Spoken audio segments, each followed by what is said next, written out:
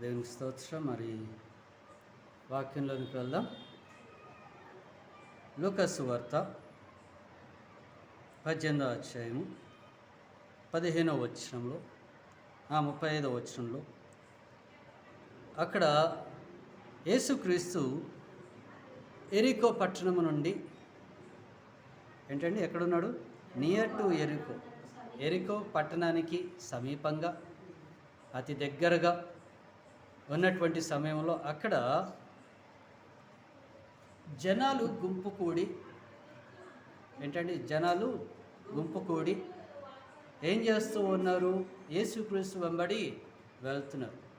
ఒక గుంపు వెళ్తుంది అనుకోండి, ఆ సౌండ్ ఎలా వస్తుందో తెలుసా? ఆ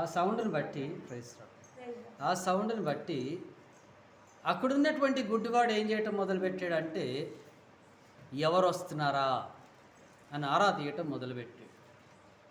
ఎంతోమందిని అడిగినా ఏంటండి ఎవరు శబ్దము చేయలేదు. నీకు కూడా ఏదైనా సహాయం అవసరమై ఉంది, లేదా నీకు కూడా ఏదైనా అవసరాలు ఉండొచ్చు. వాటన్నిటినీ దేవుని యొక్క సన్నిధానంలోకి తీసుకొచ్చి నువ్వు అడిగి మరలా నువ్వు బయటికి వెళ్ళి ఎంతోమందిని నువ్వు అడిగినప్పుడు నీకేం జరుగుద్ది? ఎదిగో నేను సహాయం చేస్తాను అంటారే కానీ, చూద్దామంటారే కానీ ఎవరు మనకి చేయలేరు. ఎవరు మనకు ముందుకు రారు. ఎవరో కొద్దిమంది మట్టికే ముందుకు వస్తారు. అందులో ఎవరి మార్గంలో వెళ్తున్నారంటే, ఎక్కడ నా యొక్క సమయం పోతుందో, ఎక్కడ నా ప్లేస్ పోతుందో అనేసి అని ఏం చేస్తారండి? చెప్పడం మానేశారు. అక్కడ గుడ్డనికి ఆ గుడ్డివాడు ఏం చేయడం మొదలు పెడుతున్నాడు? అయ్యా ఎవరు వస్తున్నారు? ఒకసారి ఆ యొక్క 36వ వచనం చదవండి. జన సమూహము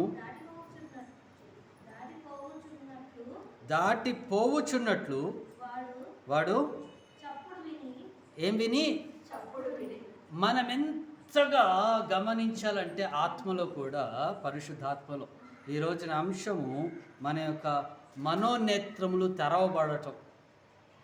ఆత్మీయతంగా మనం గుడ్డితనంలో ఉంటే వాటిని మనము తెరుచుకోవటం. హల్లెలూయా. దేవుని యొక్క వాక్యము మాట అంటుంది ప్రకటన గ్రంథంలో ఏమనంటే, వినగలిగేవాడు సంఘము ఆత్మతో చెప్పుతున్నటువంటి ఆత్మ సంఘముతో చెప్తున్న మాట వినుగాక. ఏమని అంటుంది? దేవుని యొక్క దూత అంటే సంఘంతో మాట్లాడుతూ ఉంటుంది. అంటే సంఘం అంటే ఎవరు? మనం.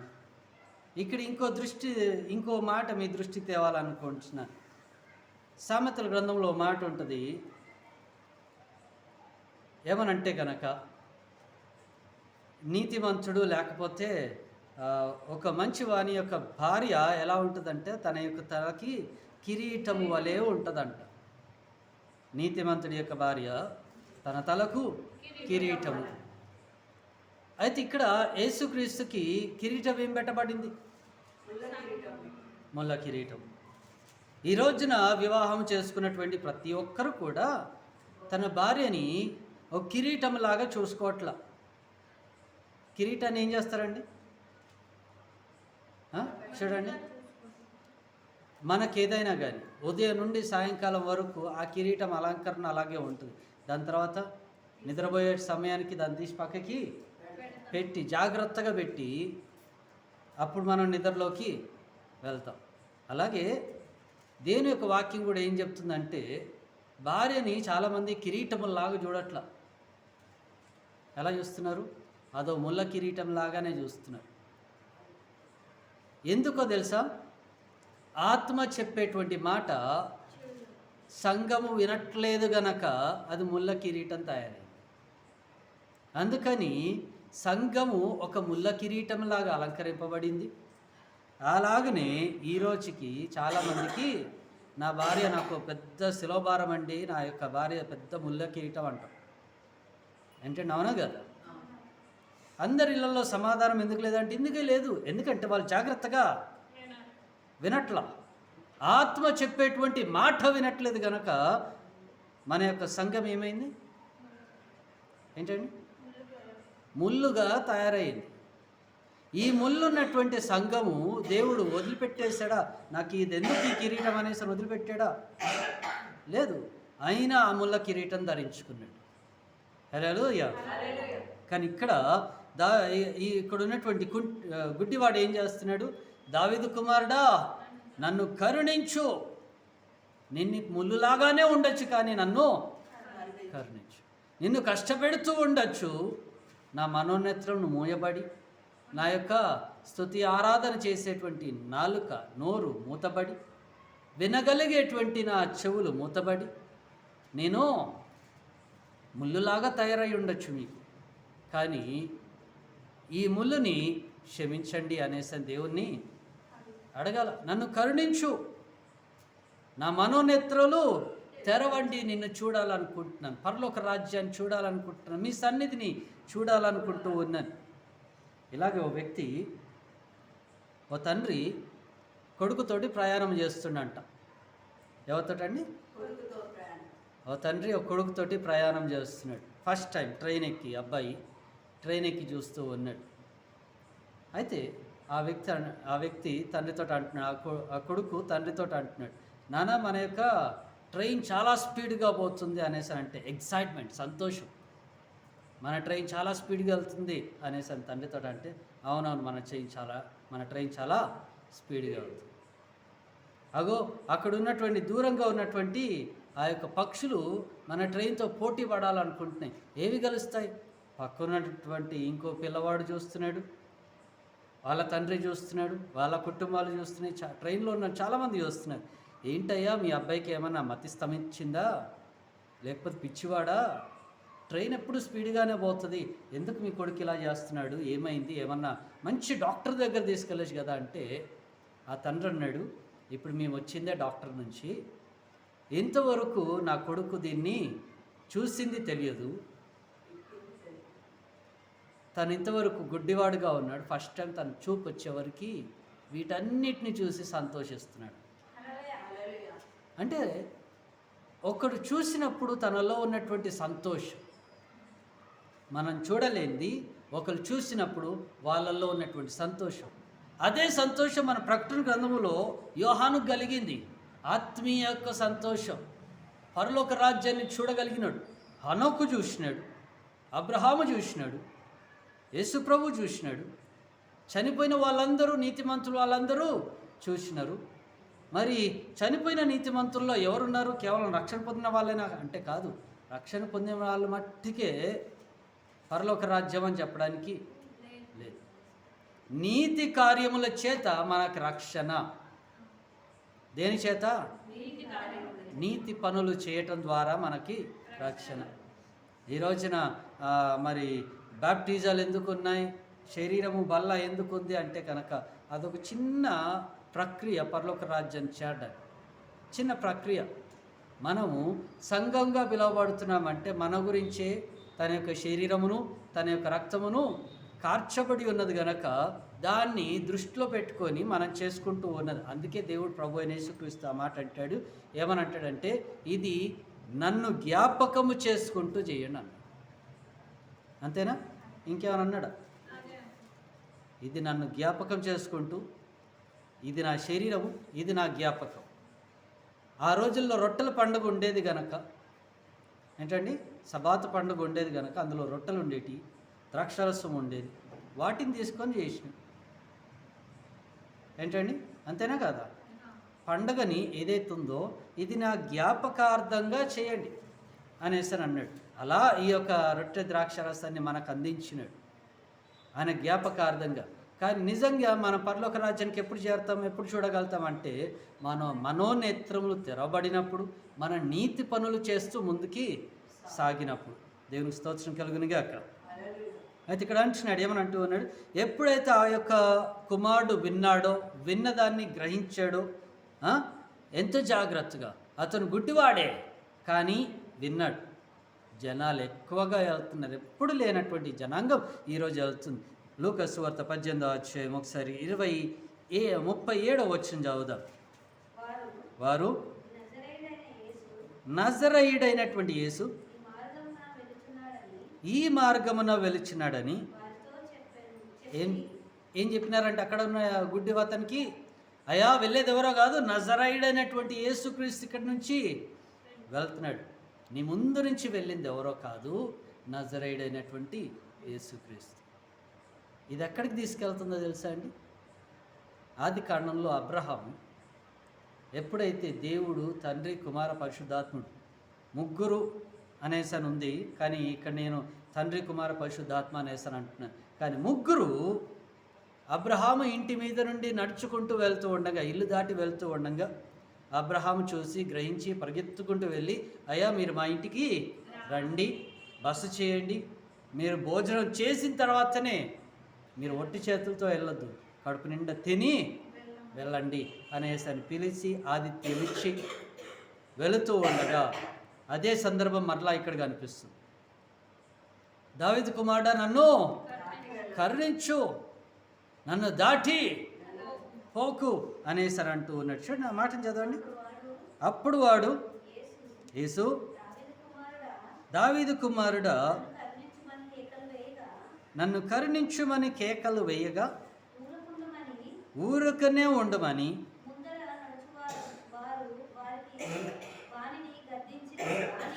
ముందున ఉన్నటువంటి వారు ఊరకనే ఉండమని వారిని గద్దించిరి, కానీ ఆయన మౌనంగా లేడంట. మరి ఎక్కువగా చాలండి. ముందున్న వాళ్ళు ఏం చేస్తున్నారు? నువ్వు వండు, ముందు మేము ఉన్నాం కదా, మా తర్వాతనే నువ్వు, ఇంకెవరు కాదు. హల్లెలూయా. ఎవరికి ఏది అవసరమో దాన్ని బట్టి నువ్వు కేకలేసి దేవుని పిలువు. నిన్నటి దినాన నీ గదిలోనికి వెళ్ళి నువ్వు రహస్యంగా నువ్వు ప్రార్థన చేయి అని చెప్పినటువంటి నేను ఈ రోజున కేకలేసి దేవుని పిలవడం ఏంటి అనేసి అని అనుకుంటున్నారా? ఏంటండి, ఎప్పుడైతే దేవుడు నీ ఇంటి ముందు నుంచి దాటి వెళ్తూ ఉంటాడో, దూరంగా ఉన్నటువంటి వాళ్ళు, ఈ రోజున చుట్టాలు ఎవరైనా కానీ, నీకు తెలిసిన వాళ్ళు ఎవరైనా కానీ నీ ఇల్లు దాటుకుంటూ వెళ్ళినారంటే నువ్వేం చేస్తావు? పేరు పెట్టి పిలుస్తావు, బాబు వీళ్ళు రా అంటావు. అలాగే దేవుడు ఎప్పుడు నీ ఇంటి దాటిపోతాడో తెలియదు కనుక, దేవా ఇది నా ఇల్లు, నా ఇంటిని దాటి పోకండి అనేసి దేవుణ్ణి ఎప్పుడు అడుగుతూ ఉండాల. హల్లెలూయా. ఎప్పుడైతే ఈ మాటలు విన్నాడో, వెనకాలన్న వాళ్ళు తనని ఆపేస్తున్నారని తెలుసుకున్నాడో, తెలుసుకున్నటువంటి ప్రభు అయిన యేసుక్రీస్తు అక్కడే ఉండి, అదే చోట ఉండి ఏం చేస్తున్నాడో తెలుసా అండి? అదే చోట ఉండి వెనక్కి తిరిగి చూసి 40వ వచనంలో, అంతటా యేసు నిలిచి వాడిని తన యొద్దకు తీసుకొని రమ్మనెను. వాడు దగ్గరికి వచ్చినప్పుడు ఆయన ఏమడుగుతున్నాడు చూడండి, నేను నీకు ఏమి చేయగోర్చున్నావని అడగ్గా వాడు, ప్రభువా, దేవునికి స్తోత్రం కలుగును గాక, ఏమని అంటున్నాడండి? నీకేం కావాలి అని అంటే గనక అప్పుడు అంటున్నాడు, అయ్యా నేను కష్టపడ్డాను, నాకు దగ్గర ఆరోగ్యం ఉంది, నడవడానికి కాళ్ళు ఉన్నాయి, చేయడానికి చేతులు ఉన్నాయి, తినడానికి నోరు ఉంది, మాట్లాడడానికి నాలుక ఉంది, వినడానికి చెవులు ఉన్నాయి, కానీ చూడడానికి నా దగ్గర ఏమి లేవు, కన్నులు లేవు. ఒకసారి ఊహించుకోండి, ఆత్మీయ మనోనేత్రములు మూయబడినటువంటి మన యొక్క మనోనేత్రములు ఎప్పుడైతే మూయబడి ఉన్నాయో, మన ముందున్నది పరిశుద్ధాత్ముడా మనుష్యుడా అన్నది మనకు తెలియదు. దేవుడు మనకు సహాయం చేయడానికి వస్తున్నాడా, లేకపోతే అపవాది నా ముందున్నాడా అన్నది మనకు తెలియదు. హల్లెలూయా. ఎప్పుడైతే ఈ తప్పును మనం గ్రహించగలుగుతామో, లూకా సువార్తలో ఎప్పుడైతే ఆ యొక్క తండ్రి కుమారుడు తప్పు చేస్తున్నాడని తెలిసి కూడా గద్దిస్తాం అనుకున్నా కానీ ఆ కుమారుడు మాట వినట్లా. లూకా సువార్త 15వ అధ్యాయంలో 11వ వచనం నుంచి మనం చదివితే తప్పిపోయినటువంటి కుమారుడు గురించి అక్కడ క్షుణ్ణంగా రాయబడి ఉంది. అంటే అక్కడ కొన్ని అంశాలు వదలడం జరిగింది అనుకోండి. తండ్రి కొడుకులకి ఉన్నటువంటి సంబంధం, ఎంతసేపు తండ్రి చెప్తే కొడుకు వెండండి, గొడవలు కూడా జరుగుతాయి. ఏం జరుగుతాయి? గొడవలు కూడా జరుగుతాయి. అలా గొడవ జరిగినటువంటి ప్రక్రియలో ఏం చేయటం మొదలు పెడుతున్నాడు? ఆలోచించండి. అక్కడ మరియు ఆయన ఇట్లానేను ఒక మనుషునికి వద్దండి చాలండి వద్దండి. అయితే ఇక్కడ ఏం చేస్తున్నాడు, తండ్రికి కొడుకుకి జరిగినటువంటి వైర్యమైనటువంటి గొడవల్లో ఎవరు నేర్పించారో తెలియదు కొడుక్కి. తీసుకొని వెళ్ళిపోయాడు కొడుకుని, ఎక్కడికో తీసుకొని వెళ్ళిపోయారండి, దూర ప్రాంతానికి వెళ్ళిపోయారు. ఏదో వ్యాపారం అనేసని, ఉద్యోగం అనేసని ఏదో చెప్పి, ఇల్లు చెప్పి, ఎన్నెన్నో ఉన్నాయనేసి అని చెప్పి అలా మోసం చేస్తున్నటువంటి సమయంలో డబ్బు అయిపోయినప్పుడు ఆ కొడుకు పడినటువంటి వేదన చూడండి. అదే వేదన దేవుడు కూడా మన పట్ల పడుతున్నాడు. నీ మనోనేత్రాలు మూయబడినప్పుడు ఎవరు నీకేం చెప్తున్నారో నీకు తెలియదు. చెప్పేది వింటున్నావు కానీ నువ్వు చూడలేకపోతున్నావు, గ్రహించలేకపోతున్నావు. చెప్పేది ఎవడేం చెప్తున్నాడో నీకు తెలియదు. వినేది నువ్వేం వింటున్నావో నువ్వు సరిగ్గానే వింటున్నావు, కానీ నీ మనోనేత్రాలు తెరవబడినప్పుడు నాలో దేవుడు కనిపిస్తాడా, నాలో దెయ్యం కనిపిస్తుందో ఎవరికి తెలియదు. మన మనోనేత్రములు తెరిచినప్పుడు మనం లోకాన్ని ఉన్నట్లుగా చూడలేము, దేవుడు సృష్టించినటువంటి దాన్ని చూడగలం. హల్లెలూయా. కనుక ఎప్పుడైతే అక్కడున్నటువంటి ప్రభు అయిన యేసుక్రీస్తు ఆ గుడ్డివాడితో అంటున్నాడు, అయ్యా సరే నీ విశ్వాసం నిన్ను చూపు పొందుము. ఏం బాగు చేసింది చెప్పాలండి? ఏం బాగు చేసింది? రా నేనే బాగు చేస్తా అన్నాడా దేవుడు? ఏంటండి? నీ విశ్వాసం నిన్ను బాగు చేసింది, నీ నమ్మకం నిన్ను బాగు చేసింది. మరణ పడక మీద ఉన్నా కానీ నీ విశ్వాసం బలమైందైతే నువ్వు లేచి కూర్చుంటావు. నీకు విశ్వాసం లేకపోతే కనుక నువ్వు లెగలేవు. కనుక ఈ రోజున నీ విశ్వాసము దేని మీద పెడుతున్నావు, ఎక్కడ పెడుతున్నావు? నీ మనోనేత్రములు, మన యొక్క మనోనేత్రములు తెరవబడినప్పుడు మనము దేవుని యొక్క సన్నిధిని చూడగలం.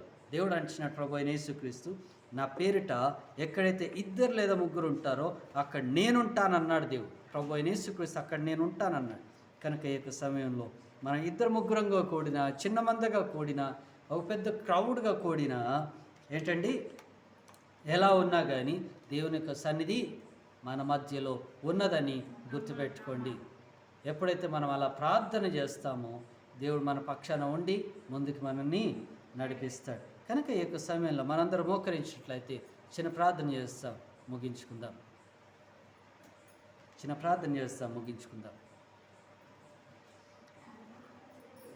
మహోన్నతుడా, మహాగణుడా, సర్వశక్తిమంతుడా, అద్వితీయుడా, ఆది సంభూతుడా, రాజుల రాజ, ప్రభుల ప్రభువా, నిత్యుడగు తండ్రి, సమాధానాధిపతి, మీకు వందనాలు తండ్రి. యొక్క సమయంలో నాయన ఇంతవరకు నాయన మా యొక్క మనోనేత్రములు మూయబడి ఉండగా అయా మేము మిమ్మల్ని చూడలేకపోయినామా, మీ సన్నిధిని చూడలేకపోయినామా, మా ఎదుటి వాళ్ళల్లో మిమ్మల్ని కనుగొనలేకపోయినామా, మా కంటిలో దూనమును ఉంచుకొని ఎదుటివాని యొక్క కంటిలో మేము నలుసునే వెతుకుతూ ఉన్నామేమో. అయా మమ్ములని మీ చేతిలోకి అప్పగించుకుంటూ ఉన్నాను. మమ్మల్ని తండ్రి మీరు సరిచేసి నడిపించి మీ నామానికి మహిమ, ఘనత, ప్రభావాలు చెల్లించుకోండి. మా యొక్క మనోనేత్రములు తెరవబడుటకును మీ సన్నిధానంలో మీ సాక్షులుగా మీ ముందుకి కొనసాగబడుటకు సహాయం దయచేసి మీ నామానికి మహిమయు, ఘనతయు, ప్రభావమును చెల్లించుకుంటూ మీ యొక్క నాయన ఆత్మ సంఘానికి చెప్తున్నటువంటి మాట, ఆ సంఘము మాట వింటూ ఆ సంఘము తండ్రి అయా ప్రభు అయిన యేసుక్రీస్తుకి ఒక మంచి కిరీటముగా మేము కూడా అలంకరింపబడే విధముగా మమ్మల్ని తయారు చేసి నడిపించండి. అడ్డగించిన ప్రతి ఒక్క అంధకార చీకటి సాతాను శక్తులను బంధించి అయా మీ యొక్క సాక్షులంగా మీ ముందుకి కొనసాగబడుటకు సహాయం దయచేయమని అడుగుతూ యేసుక్రీస్తు పరిశుద్ధ నామంలో అతి వినయంగా బ్రతిమలాడి వేడుకుంటున్నాము తండ్రి. యేసు రక్తమే ఇచ్చే, ప్రభు యేసు నామే ఇచ్చే, ప్రభు యేసు రక్తం సంపూర్ణమైన విషయం, అప్పటికి అంతకటి నాశనం తండ్రి నీ కార్యం నిరంతరం జయం జయం జయం ఆమేన్. తండ్రి యొక్క ప్రేమయు, కుమారుడైన యేసుక్రీస్తు యొక్క కృప, పరిశుద్ధాత్మికుని సహవాసం సంఘానికిను సంఘ సభ్యులకును కూడి వచ్చిన ప్రతి వారికిను వాక్యం విన్న ప్రతి ఒక్కరికి సదాకాలంతో నిలుపుని నడిపించునుగా. అందరికి వందనాలండి. ప్రైజ్.